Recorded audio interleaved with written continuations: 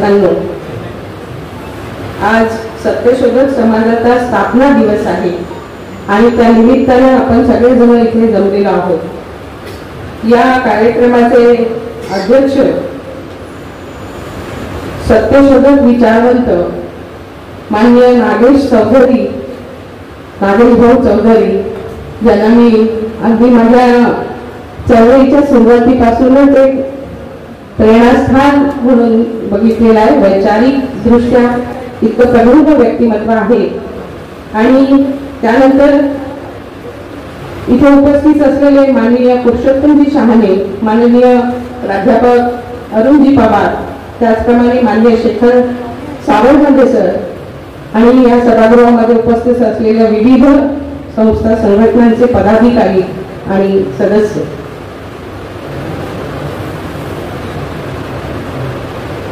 सत्यशोधक स्थापना दिवस साजरा करत असताना मला आपल्याला सांगितलं पाहिजे की आपण एका अशा उंबरठ्यावर आज उभे आहोत आणि त्या दृष्टीने आजचा सत्यशोधक समाज दिवस साजरा करणं किती महत्त्वाचं आहे आणि किती औचित्यपूर्ण आहे हे आपल्याला समजून घेतलं पाहिजे।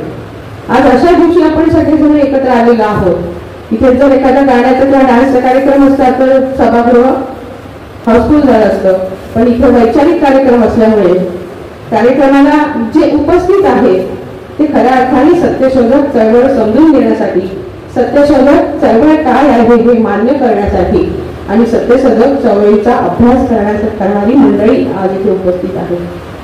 अशा महामानवाच्या सत्यशोधक स्थापना दिनाच्या दिवशी आपण इथे उपस्थित आहोत, ज्यांनी संपूर्ण भारतीय समाज जीवनाला नवा प्राण दिलेला आहे, नवी चेतना दिलेली आहे। तो आजचा दिवस सत्यशोधक समाजाची स्थापना दिवस आहे आणि या दृष्टीने मी तुम्हाला सगळ्यांना खूप खूप मंगल कामना पण देते। खरं म्हणजे मला माझं जे प्रायमरी शिक्षण आहे ते महात्मा फुले प्राथमिक शाळा महानगरपालिकामध्ये झालं आणि त्याच्यानंतरचं सर्व शिक्षण हे RSSच्या शाळेमध्ये झालं। तेव्हा माझा फुले, शाहू, आंबेडकर, बुद्धाशी काही संबंध नव्हता, ते मी आपल्याला प्रामाणिकपणे सांगितलं पाहिजे। आणि त्याच्यानंतर जी चेतना माझ्यामध्ये निर्माण झाली आणि मी सगळ्यात पहिले बाबासाहेब आंबेडकरांना वाचलं, तोपर्यंत मला ना बुद्ध माहित होते, ना महात्मा फुले माहित होते, ना सावित्रीबाई, ना शाहू महाराज, ना काय। त्यानंतर जेव्हा मी पहिल्यांदा डॉक्टर बाबासाहेब आंबेडकरांचं शुभ्रपूर्वी कोण होते हे पुस्तक वाचलं, त्या दिवशी मी खऱ्या अर्थाने सत्यशोधक झाले। त्यानंतर मी महात्मा ज्योतिराव फुल्यांचं गुलामगिरी हे पुस्तक वाचलं, त्या दिवशी मी एक प्रगल्भ सत्यशोधक म्हणून विचार करायला लागले। सावित्रीबाई फुले तर त्यांचं नाव घेतलं नाही तर कुठल्याही महिलेला पुढे जाता येणार नाही, इतकं कर्तृत्व त्या महिलेमुळे आपल्यामध्ये आलेलं आहे। आज जे काही मी आज आपल्या समोर उभी आहे त्याचं संपूर्ण श्रेय सावित्रीबाई फुल्यांना आहे, कारण त्यांनी सांगितलं की शुद्धांना सांगण्याजोगा शिक्षण हा मार्ग पहा, शिक्षणाने मनुष्यत्व पशुत्व हा गती पहा। माझ्यामध्ये जर मनुष्यत्व आलं असेल तर ते शिक्षणाने, आणि शिक्षणाचं माझं जे प्रेरणास्थान आहे ते क्रांतिज्योती सावित्रीबाई फुले आहे। आणि त्या अर्थाने ह्या सर्व महामानवांना मी विनम्र अभिवादन करते। 1873 साली महात्मा ज्योतिराव फुल्यांनी या सत्यशोधक समाजाची स्थापना केली। आत्ताच बाबा आंबेडकरांनी सविस्तर असं इथे प्रास्ताविकामध्ये सांगितलेलं आहे, मी त्याचा उहापोह पुन्हा करणार नाही। पण आज आवर्जून इथे पुण्याचे सत्यशोधक उपस्थित आहेत, तांबोळी सर, त्यांना सुद्धा मी अभिनंदन करते आणि या सत्यशोधक दिवसाचे मंगल कामना देते। महात्मा ज्योतिराव फुल्यांनी सत्यशोधक समाजाची स्थापना केली, ती केवळ एक संस्था किंवा संघटना नव्हती, तर ही एक विचार क्रांती होती। जात पात, अंधश्रद्धा, गुलामगिरी, अन्यायाविरुद्ध शांघिक लढा देण्यासाठी उभारलेलं हे संघटन होतं। आणि ज्योतिराव म्हणाले होते की सत्याच्या शोधासाठी उभं राहा, अन्यायाचा प्रतिकार करा आणि शिक्षणाच्या दिव्याने अंधकार दूर करा, म्हणजे तुमच्यामधलं जे अज्ञान आहे ते दूर करा, असं ज्योतिरावांनी सांगितलं होतं। त्या काळात शूद्रांना अतिशूद्रांना शिक्षण नव्हतं, स्त्रियांना तर अधिकारच नव्हते, शेतकऱ्यांना न्याय मिळत नव्हता. आणि फुल्यांनी जे शिकवलं ते आहे मानवतेपेक्षा मोठा कोणताही धर्म नाही. आणि सावित्रीबाईंनी मुलींसाठी शाळा काढून दाखवलं की ज्ञानाची क्रांती हीच खरी सामाजिक क्रांती आहे. आणि त्या दृष्टीने सावित्रीबाईंचं आणि ज्योतिराव फुल्यांचं कार्याकडे आपण बघितलं पाहिजे. एकीकडे ज्या समाज व्यवस्थेमध्ये आपण राहतो ती समाज व्यवस्था कशी आहे आणि आजच्या काळामध्ये आपल्याला फुले शाहू आंबेडकरांचे विचार कोणत्या पद्धतीनं अंगीकारण्याची आचरणात आणण्याची गरज आहे त्या दृष्टीने विचार मंथन होणं आज गरजेचं आहे. बाबांनी बोलता असं सांगितलं की इथे वेगवेगळ्या जातीमध्ये काम करणारी माणसं आम्ही एकत्र केलेली आहे. आता आपल्याला जातीच्या पलीकडे जावं लागणार आहे आणि जातीच्या पलीकडे जावं सदस्यशोधक म्हणून मला काय करायचं आहे त्या दृष्टीने आम्ही आमच्या समाजामध्ये काय पेरणी करणार आहोत या दृष्टीने विचार करण्याची आज खऱ्या अर्थाने गरज आहे. आज आपल्याकडे मोबाईल आहे. मोबाईल हे असं यंत्र आहे ते तुम्हाला काही क्षणात जगभरामध्ये काय चाललंय हे त्या मोबाईल मधून कळतं. पण त्याचा उपयोग कशा पद्धतीनं केला जातो यावर त्या यंत्राचं महत्व लक्षात घेतलं पाहिजे कारण ते एक विज्ञान आहे. त्या माध्यमातून आपल्याला जे काही वैज्ञानिक आपली प्रगती झालेली आहे आपल्यामध्ये अवकाशात पोहोचण्याची सुद्धा ताकद आपल्याला मिळालेली आहे. पण अजूनही आपल्यातली अंधश्रद्धा दूर झालेली नाही आहे. सध्या नवरात्राचे दिवस आहे वंदना. नवरात्राचे दिवस आहे मोठ्या प्रमाणावर बहुजन समाजातल्या महिला तुम्हाला पायात चप्पल न घालता कधी कोराडीकडे कधी आगारामच्या देवीकडे आणि नव्या नव्या देवांचा शोध लागणं सुरू झालाय. त्यांचा जो तिकडे जाणारा लोंढा आहे तो इकडे कधी येईल. मी मध्ये एकदा ओबीसी महिलांचं साहित्य संमेलन घेताना असं म्हटलं होतं की आमच्या बहुजन समाजातल्या मानसिकता रेशीम बागेतून तयार होत आहे त्या कुठेतरी दीक्षाभूमीकडे वळल्या पाहिजे. ह्या मानसिकता बदलल्या तर आमचा जो काही लढा आहे तो आम्ही लढा देण्यासाठी सक्षम होऊ शकतो. तिथे तर तुम्हाला प्रश्न विचारण्याची संधीच नाही. बरोबर जीवन गावंडे सर प्रश्न नाही विचारायचा, प्रश्न विचारायचा नाही. बाबा वाक्यम प्रमाणम प्रश्न विचारला तर तुमचं काय होईल म्हणून बिचारा 10 वर्षापासून प्रश्न विचारत नाही, कोणत्या प्रेस कॉन्फरन्सला जात नाही, फेस करत नाही, काय करत नाही. आणि जे काय चाललं आहे तो लादतो आणि आम्ही ते सहन करतो. आणि आज त्यांनी आपल्याला गाढव करून टाकलेला आहे. ही गाढव प्रवृत्ती आमच्यामध्ये रुजवण्याचं काम रेशीम बागेतून होत आहे. ते कुठेतरी थांबलं पाहिजे आणि त्याच्यासाठी सत्यशोधक समाजाची विचारधारा कणखरपणे पुढे आली पाहिजे. ह्यावर चिंतन मंथन करण्याचा आजचा दिवस आहे असं मला वाटते. मी खूप वेळ बोलणार नाही कारण मला जायचं आहे. आज एका आंबेडकरी माणसाचं निधन झालेलं आहे. ब्रह्मपुरीचे आमचे आंबेडकरी मानवराव कांबळे याचं काल निधन झालेलं आहे. त्यांच्या प्रती मी अभिवादन पण आजच्या या सभेत करते आणि त्यांच्यावर बरेच लिखाण आज पेपरमध्ये काही लेख मागवलेले आहेत ते पण मला प्रकाशित करायचे आहे. पण सत्यशोधक समाजाने आपल्याला जो एक संदेश दिलेला आहे की शोधा सत्याचा पण डोळस दृष्टीने शोधा सत्याचा, सत्याला शोधा पण डोळसपणे शोधा. उखडा अन्यायाची मुळं पण धैर्याने. तुम्हाला धैर्य कुठे मिळेल? फक्त फुले शाहू आंबेडकरी चळवळीमध्ये तुम्हाला धैर्य मिळेल. अन्य कुठल्याही चळवळीत तुम्हाला धैर्य नावाची गोष्ट मिळणार नाही. पसरवा शिक्षणाची मशाल, मशाल घेऊन शिक्षणाचा प्रसार करा पण न थकता. एखाद्या कार्यक्रमाला गेली आणि परत आली थकली म्हणते मी आता. थकणारी माणसं फुले शाहू आंबेडकरांचा विचार कसा लेखांना पुढे नेणार आहे. म्हणून थकवा नावाची गोष्ट आमच्या चळवळीतल्या माणसांनी आपल्या डोक्यातून काढून टाकायला पाहिजे. आणि आजच्या या दिनी सगळ्यात शेवटी मी जाता जाता एवढंच म्हणेन, नागेश भाऊ या नागपुरामध्ये सत्यशोधक समाजाचं अधिवेशन घेतलं होतं. त्याच्यानंतर वडगावला घेतलं आणि मला वाटतं मी धुळ्या वगैरेला तिकडे पण लहानपणापासून मी सत्यशोधक अधिवेशन अटेंड केलेली आहे.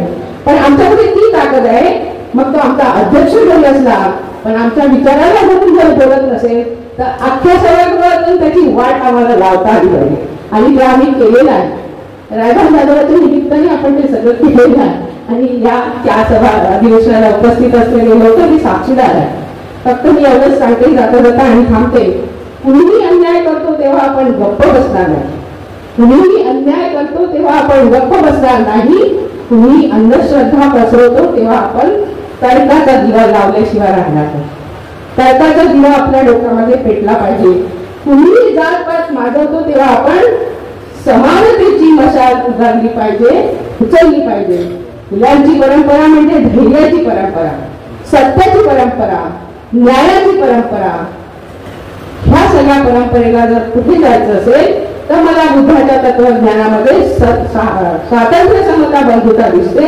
महात्मा फुलेंच्या तत्वज्ञानात मला स्वातंत्र्य समता बंधुता दिसते आणि डॉक्टर बाबासाहेब आंबेडकरांच्या संविधानात बाबासाहेबांनी आम्हाला स्वातंत्र्य समता बंधुता दिलेली आहे. हे साम्य लक्षात घेऊन आम्हा सत्यशोधकांची भूमिका आम्हाला यानंतर वठवावी लागणार आहे. या दिवशी आपण सर्वजण हाच संकल्प करू, सत्यशोधक होऊ, अंधार पळवून लावू आणि समतेचा नवा सूर्य उगवू. जय ज्योतिबा, जय सावित्री, जय सत्यशोधक, जय भीम. आयोजित या मेळाव्यामध्ये अध्यक्षस्थानी असणारे सत्यशोधक चळवळीचे अग्रणी नेते साथी नागेश भाऊ चौधरी, मंचावरील सर्व वक्ते, विविध संघटनांचे अध्यक्ष, पदाधिकारी, सर्व संयोजक आणि बंधू भगिनींनो, काल इथे उपविभागीय कार्यालयामध्ये महाराष्ट्र शासनाची जी भाषा सल्लागार समिती आहे त्याची बैठक होती. मी त्याचा सदस्य असल्यामुळे आलेलो होतो. 4 वाजेपर्यंत बैठक झाली. रवी सदनमध्ये राहत होतो आणि काल यशवंत मनोहर हे आमचे मित्र आहेत, नागपूरकर आहेत, त्यांनी अलीकडेच संविधानावरती एक पुस्तक लिहिलंय आणि ते मला अर्पण केलंय. तेव्हा त्यांना भेटायला गेलेलो होतो आणि 1-2 तास चर्चा केली. आज विद्यापीठामध्ये मराठी डिपार्टमेंटमध्ये व्याख्यानासाठी असताना आपल्या या कार्यक्रमाची कल्पना आली आणि मी भारतीयत्वाचा अभिमान आणि संविधानाचा सन्मान करणारा कार्यकर्ता आहे. माझ्याबद्दल पंकज जोशींनी सकाळमध्ये एक 15 वर्षापूर्वी लेख लिहिला होता. माझा संघर्ष, माझं कार्य आणि माझ्या फोटोखाली ओळख करून दिली होती की शमशुद्दीन तांबोळी हे मुस्लिम समाजात जन्माला आलेले आहेत आणि मुस्लिम समाजात कुरानला बडी किताब मानतात. शमशुद्दीन तांबोळीसाठी भारतीय संविधान हे सबसे बड़ी किताब आहे. हे परिचय. तेव्हा भारतीय संविधान ज्याला 75 वर्ष झाले आणि या संविधानावरती ज्याचा प्रभाव आहे ते सत्यशोधक समाज, जे बाबा बिडकर म्हणाले 152 वर्षांचं झालेलं आहे. आपल्याला कल्पना आहे डॉक्टर बाबासाहेब आंबेडकरांनी ज्यांना गुरुस्थानी मानलं ते महात्मा फुले, तो सत्यशोधक समाज आणि त्या सत्यशोधक समाजापासूनच प्रेरणा घेऊन हमीद दलवाईंनी सुमारे 7 वर्षापूर्वी मुस्लिम सत्यशोधक ही चळवळ उभी केली. म्हणजे 18 एप्रिल 1966 मध्ये 7 मुस्लिम महिलांचा मोर्चा काढून तलाक, बहुपत्नीत्व, हलाला, स्त्री शोषणच्या विरोधात आवाज उठवला आणि व्यक्तिगत कायद्यातील अन्यायी तरतुदी रद्द व्हाव्यात यासाठी मागणी करणारा जगातला पहिला मोर्चा हमीद दलवाईंनी काढलेला होता. ही चळवळ आता 7 वर्षाची झालेली आहे. त्या सत्यशोधक चळवळीचा प्रभाव का पडला तर दलवाईंना असं वाटलं की हिंदू समाजामध्ये प्रबोधनाची फार मोठी अशी एक परंपरा आहे. अगदी आपण चारवाकापासून जरी मानलं तर राजाराम मोहन राय, महात्मा फुले, आंबेडकर, आगरकर इथपासून आता आपल्याला माहिती दाभोळकरांच्या पर्यंतची ती परंपरा आहे.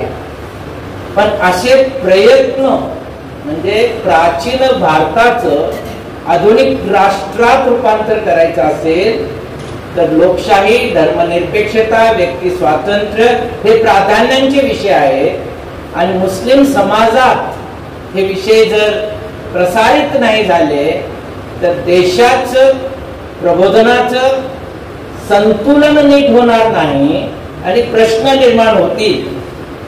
म्हणून मुस्लिम समाजातही हिंदू समाजातील जे प्रश्न आहेत तसे प्रश्न आहेत. जे सत्यशोधक चळवळीमध्ये महात्मा फुलेंच्या लक्षात आलं, स्त्री दास्य मुक्ती हा एक पहिला विषय, दलवाईंनी तोही घेतला.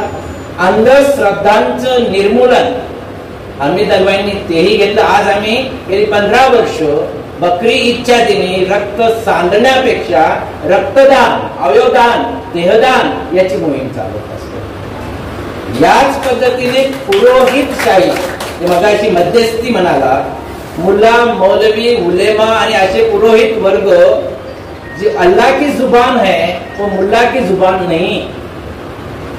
आणि मग तिथेही शोषण आहे. मला वेळ कमी आहे, मी आकस्मिक पाहुणा आहे, मी येऊन पाठीमागे बसून ऐकून वेळ झाली की जाणार होतो. पण इथे आलं तेव्हा हे सगळं बंद होतं, म्हणजे 1:20-25 मिनिटांनी. आणि थोड्या वेळाने कार्यकर्ते आले, हे उघडलं आणि मग मी इथेच वावरत होतो.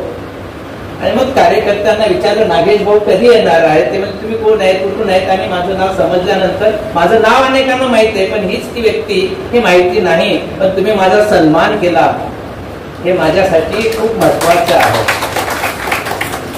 आणि मग हिंदू समाजातले हे जे विषय आहेत अज्ञानाचे आणि एवढे अनर्थ अविद्येने केलेले हे सगळे इकडे आहेत.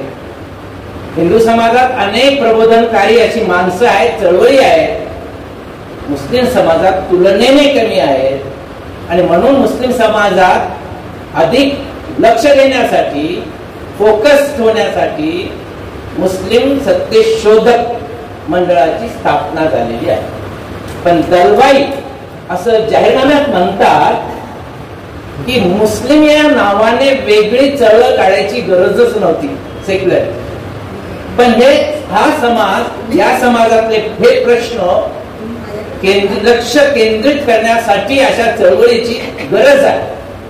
पण एक दिवस असा यायला पाहिजे की प्रबोधनातील ही जी पोकळी आहे, म्हणजे गॅप आहे, हे नष्ट व्हावं आणि हिंदू आणि मुस्लिम समाज प्रबोधनाच्या स्थितीत समांतर व्हावं, एकरूप व्हावं. आणि अशी परिस्थिती जेव्हा येईल तेव्हा यातलं मुस्लिम हे नाव आपोआप गळून पडेल आणि सगळे फक्त सत्यशोधक म्हणूनच काम करू, हे जाहीरनाम्यात म्हटलेलं आहे. अजून ती वेळ आलेली नाही, पण हिंदुत्ववाद्यांनी ती वेळ आणलेली आहे. ती अशी ही प्रबोधनातली जी गॅप होती, मुस्लिम समाज मागे आणि हिंदू समाज प्रबोधनाच्या बाबतीत पुढे होता, पण आता हिंदू समाज खाली आल्यामुळे हे एक झालेले आहेत, एकरूप झाले. म्हणजे पातळी मुस्लिम समाजाची वाढण्याची ऐवजी हिंदू समाजाची पातळी थोडी खाली आल्यामुळे तरी पण आम्ही मुस्लिम सत्यशोधक हे नाव घेऊन काम करतो. आम्ही दलवाई आणि सत्यशोधक कोणालाही नको आहेत आजच्या परिस्थितीत. असे विचार कोणालाच नको आहे. कारण महात्मा फुल्यांच्या विचारात जी बंधुता होती आणि जी समता होती, जे भारतीय संविधानात इक्वॅलिटी आहे, लिबर्टी आहे आणि फ्रेटर्निटी आहे, बंधुता आहे. आणि याचबरोबर महात्मा फुल्यांनी जो म्हटलं होतं, ख्रिस्त, मोहम्मद, मांग ब्राह्मणासी धरावे पोटासी बंधुपरी, धर्म राज्य भेद मानवा नसावे, सत्याने वर्तावे ईशासाठी. हा जो बंधुभाव आहे तोच आपल्या कर्मभूमीतील तुकडोजी महाराजाने या भारतात बंधुभाव नित्य वसू दे हे वर असावे, तो वर आशीर्वाद ही इथली कर्म आमच्या प्रतिज्ञेमध्ये, शालेय प्रतिज्ञेमध्ये भारत माझा देश आहे. संविधानाच्या प्रास्ताविकेमध्ये सुद्धा हा जो बंधुभाव आहे, तो बंधुभाव आज कोणत्या रूपात आपल्याला दिसतोय हे सगळ्यांच्या लक्षात येतं.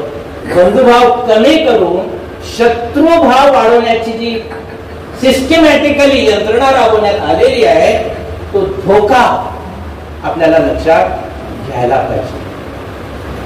हा बंधुभाव टिकवणं अत्यंत महत्वाचं झालेलं आहे. गेल्या काही वर्षातल्या घटना लक्षात घेतल्या, आता 5 तारखेला सप्टेंबरमध्ये मोहम्मद पैगंबरांची जयंती होती, ईद मिलाद म्हणतात, 12 ऑक्टोबर. उत्तर प्रदेशामध्ये काही ठिकाणी मिरवणुका काढत असतात आणि प्रत्येक जण आपल्या धर्म संस्थापकाचं त्याच्यावर श्रद्धा बाळगतात, प्रेम करतात. म्हणून काही लोकांनी आय लव्ह मोहम्मद, मी प्रेषितावरती मोहम्मदवरती प्रेम करतो अशा घोषणा असलेले फलक लावले. काही लोकांनी ऑब्जेक्शन घेतले आणि या लोकांच्या वरती कानपूर मधले रावत म्हणून एक जो एरिया आहे, FIR दाखल केले, गुन्हे दाखल केले आणि त्याच परिणामी उत्तर प्रदेश, उत्तराखंड, आंध्र प्रदेश, तेलंगणा, महाराष्ट्रात सुद्धा पडसाद उमटले आणि सगळे आय लव्ह मोहम्मदचे बॅनर्स घेऊन पुढे यायला लागले. ही सगळी परिस्थिती जी संवेदनशील पद्धतीने होते, निर्माण केली जाते, हे अत्यंत दुर्दैवी आहे. असं म्हटलं जायचं की बस्ती में मेरे सब हिंदू मुसलमान बस गए और इंसान का चेहरा देखने हम सब तरस गए. हिंदू मुसलमान आणि मानवी चेहरा जो आहे इंसान, तो आम्हाला शोधावा लागतोय. आणि म्हणून मला वाटतं की संविधानवादी आणि सत्य शोधकी कार्यकर्त्यांच्या पुढे हा बंधुभाव टिकवणं अत्यंत महत्वाचं. देशाने धर्मनिरपेक्षता स्वीकारली, ती अपेक्षित धर्मनिरपेक्षता ज्याच्यात वैज्ञानिकता, बहुसांस्कृतिकता, प्लुरॅलिटी, सर्वांचा समावेश होता, तिथपर्यंत आपण मजल मारली नाही.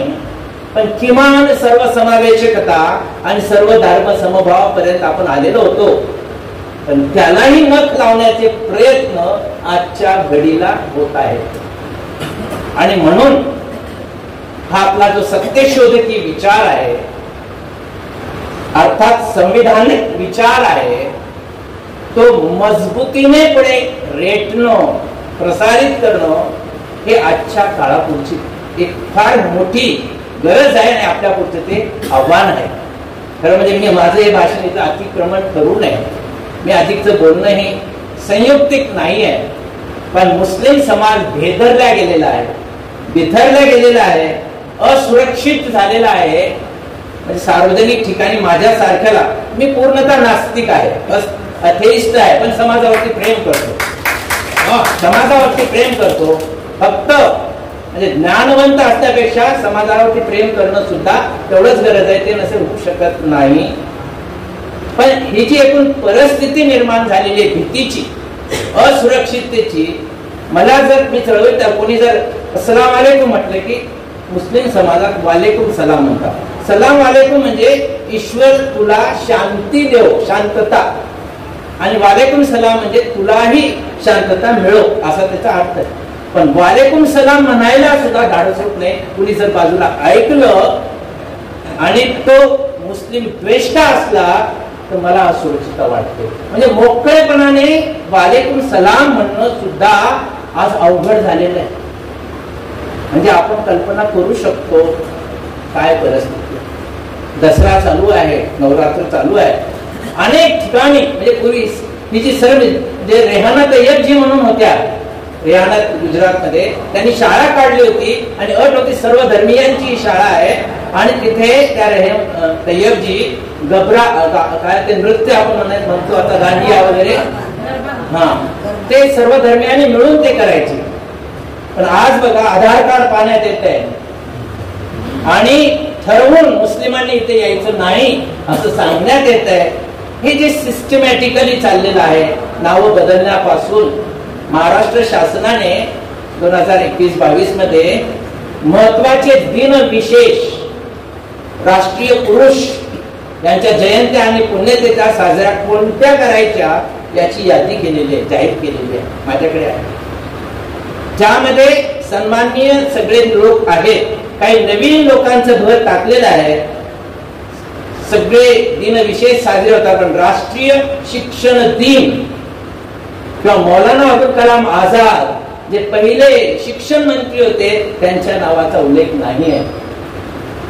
इतका भेदभाव हे स्वातंत्र्य आंदोलनामध्ये सर्वाधिक तुरुंगात असणारा, पत्नी मेल्यानंतर सुद्धा जाऊ शकणार नाही आणि पाकिस्तानच्या निर्मितीला विरोध करणारा, की एकाने विचारलं की एखाद्या कुतुब मिनारवरून कोणी आलं आणि असं सांगितलं की तुम्हाला स्वातंत्र्य हवं का हिंदू मुस्लिम ऐक्य हवं, त्या दोन्हीपैकी एकाची निवड करायची असेल तर तुम्ही कशाची निवड कराल?